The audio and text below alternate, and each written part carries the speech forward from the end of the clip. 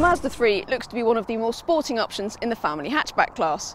The looks certainly have a sense of intent to them, and the diesel engine is a potent 2.2 litre that outguns similarly priced rivals. However, whilst the possibility of some entertainment has real appeal, the Mazda 3 has to do those essential things. It has to be comfortable, practical and good value.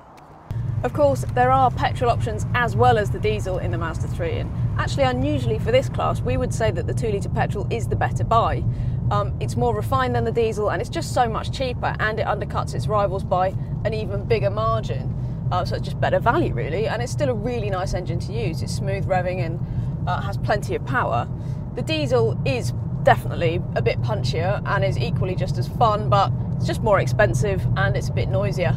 Having said that, all of the Mazda 3 models do suffer from a little bit of wind and road noise, particularly at motorway speeds. The handling is pretty slick and competent. There's not too much body lean through corners and it feels very grippy and quite precise, but it is let down by its steering, which is quite vague and numb, and it just doesn't give that sense of connection that you get in the better rivals.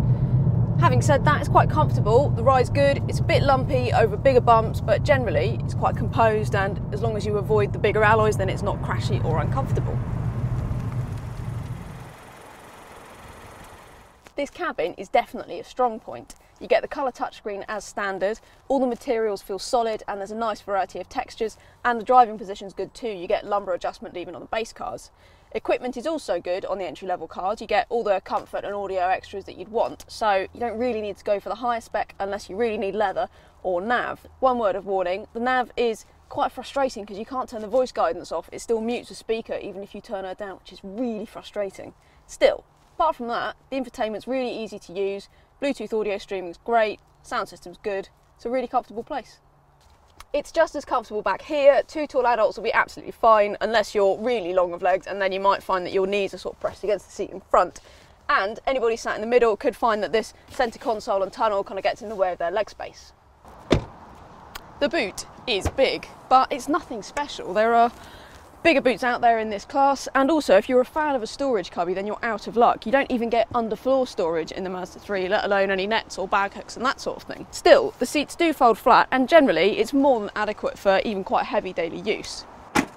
Ultimately, the 3 is a good car. Passenger space is good, equipment is really generous, and it's really good value as a private buy. However, the numb steering means that it's not really as fun as you might hope it's going to be, and company car costs could be cheaper. It has real merit, but there are better and more rounded rivals out there. For more information, go to whatcar.com and search for Mazda 3. And while you're here, click subscribe and have a look at the rest of the videos on our channel.